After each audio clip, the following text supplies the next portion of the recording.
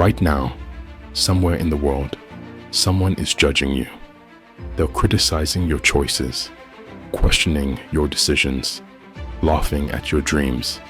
And here's what's worse. You'll never meet them. You'll never know what they said. It will have zero impact on your actual life. And yet, if you're like most people, the mere thought of being judged is enough to keep you awake at night, enough to stop you from speaking up, enough to make you abandon what you truly want, just to fit in. 2,000 years ago, a Roman emperor faced judgment from millions. Every decision he made was scrutinized, every action criticized.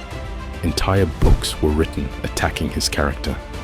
His name was Marcus Aurelius, and he developed a mental framework so powerful that he ruled an empire for 19 years without being destroyed by the weight of other people's opinions. Today, you'll learn exactly how he did it. This is not positive thinking. This is not just ignore them. This is a systematic approach to freeing your mind from the prison of social approval. Let's begin. Why your brain is obsessed with what others think.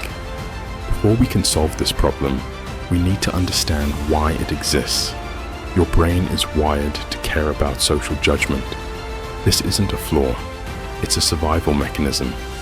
50,000 years ago, being rejected by your tribe meant death. Alone in the wilderness, you wouldn't survive a week.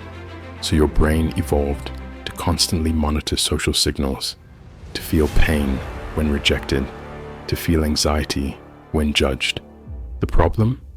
Your brain can't tell the difference between being rejected by your ancient tribe and getting a negative comment on the internet.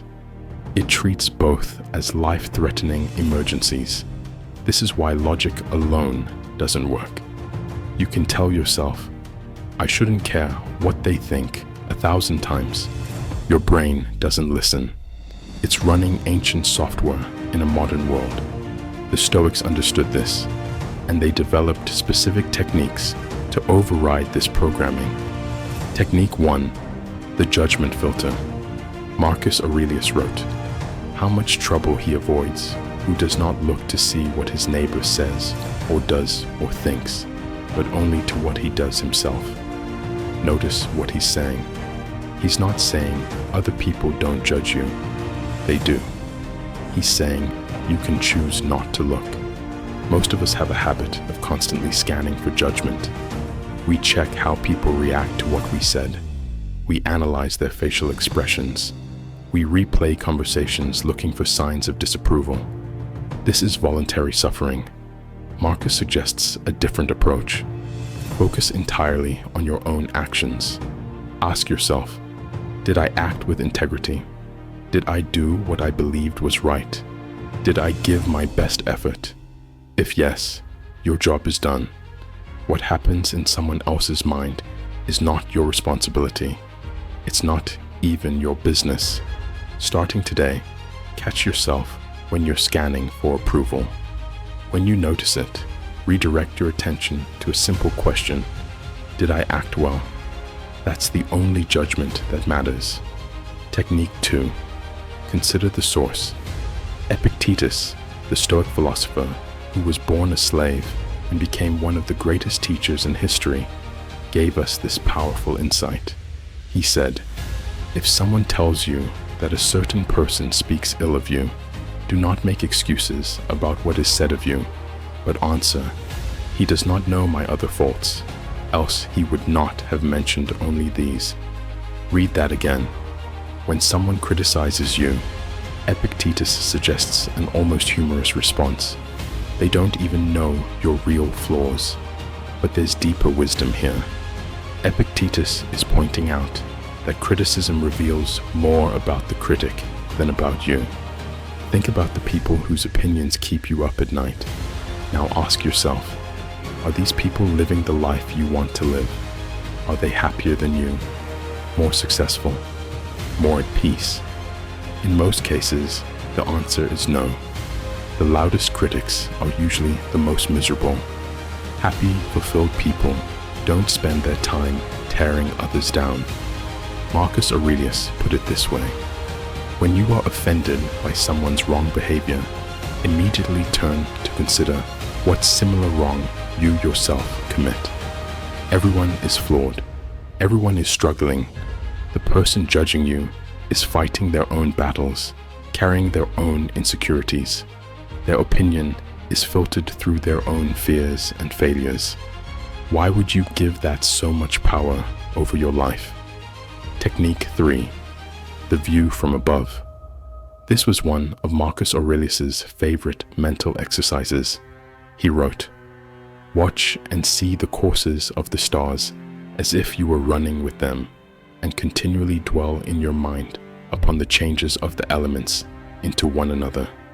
Such thoughts wash away the dust of earthly life."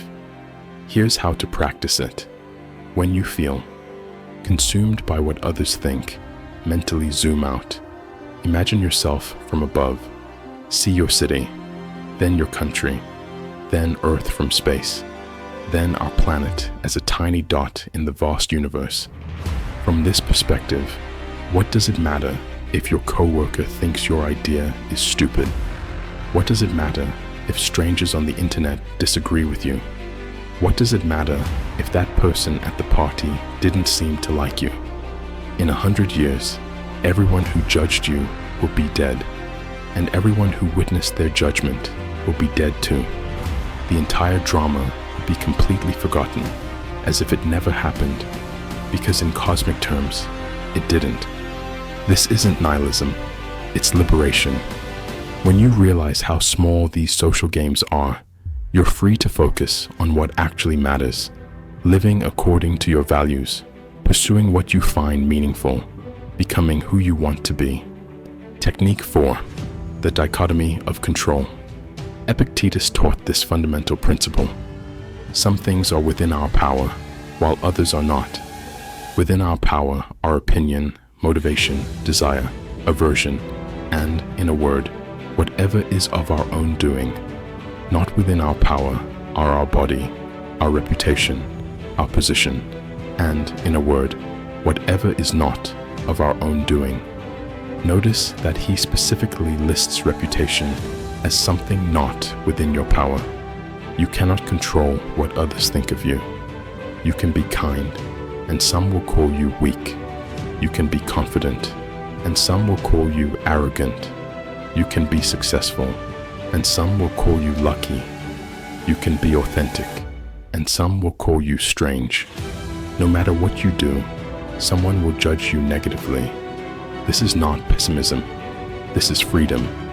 When you truly accept that you cannot control others' opinions, you stop trying.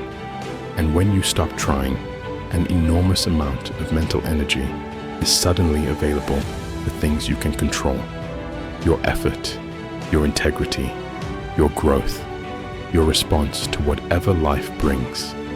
Marcus Aurelius asked himself, how much time and energy does he save who does not look to see what his neighbor says or does, but only cares that his own acts should be just and pure? The answer: enormous amounts. Imagine reclaiming all the energy you currently spend worrying about judgment. What could you accomplish with it? Technique 5. Voluntary discomfort. Seneca, the Stoic philosopher who advised emperors, suggested something radical. He said, "Set aside a certain number of days, during which you shall be content with the scantiest and cheapest fare, with coarse and rough dress, saying to yourself the while, 'Is this the condition that I feared?' What does this have to do with caring what others think? Everything. The fear of judgment is really the fear of discomfort. You're afraid that if people disapprove of you, you'll feel bad.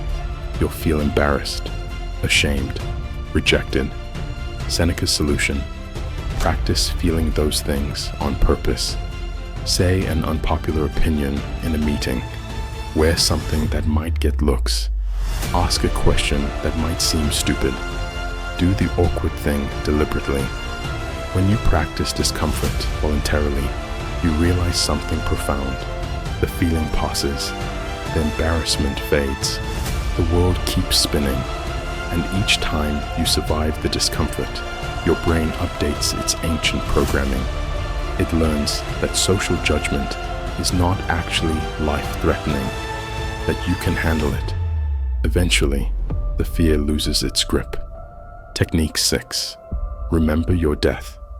Marcus Aurelius wrote, "Think of yourself as dead.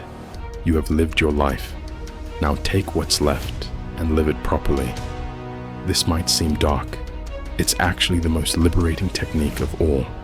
When you remember that your time is limited, the opinions of others become almost comically unimportant. Will you remember that awkward moment on your deathbed?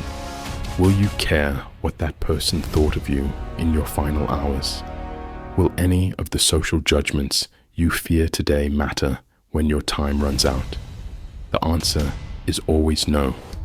What will matter is whether you lived authentically, whether you pursued what was meaningful to you, whether you had the courage to be yourself despite the judgment.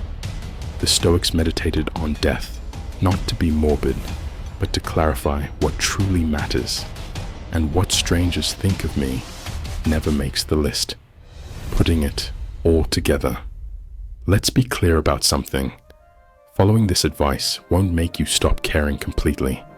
Some concern for others' opinions is healthy. It helps us cooperate, belong, and grow. The goal isn't to become a sociopath. The goal is to stop letting fear of judgment control your life, to stop abandoning your values to fit in, to stop silencing yourself to avoid criticism. Marcus Aurelius still listened to advisors. Epictetus still valued his students. Respect. Seneca still participated in society, but none of them let the fear of judgment stop them from doing what they believed was right. Here's your challenge. This week, do one thing you've been avoiding because you're afraid of what others will think. Speak the truth you've been holding back. Start the project you've been postponing. Have the conversation you've been avoiding. Be yourself in a situation where you usually pretend. Do it once. Notice that you survive. Notice that the discomfort passes. Then do it again. Eventually, you'll realize what Marcus Aurelius discovered 2,000 years ago. The opinion of others is just noise. Your own judgment of your own actions is the only one that matters. As Epictetus said, it is not things that disturb us, but our judgments about things. Change your judgment about judgment, and you'll finally be free. If this video brought you value, subscribe to Unflinching Mind. We explore ancient wisdom that transforms modern lives. And remember the words of Marcus Aurelius, "It never ceases to amaze me." We all love ourselves more than other people, but care more about their opinion than our own. Stop giving away your power. Start living for yourself. Be unflinching.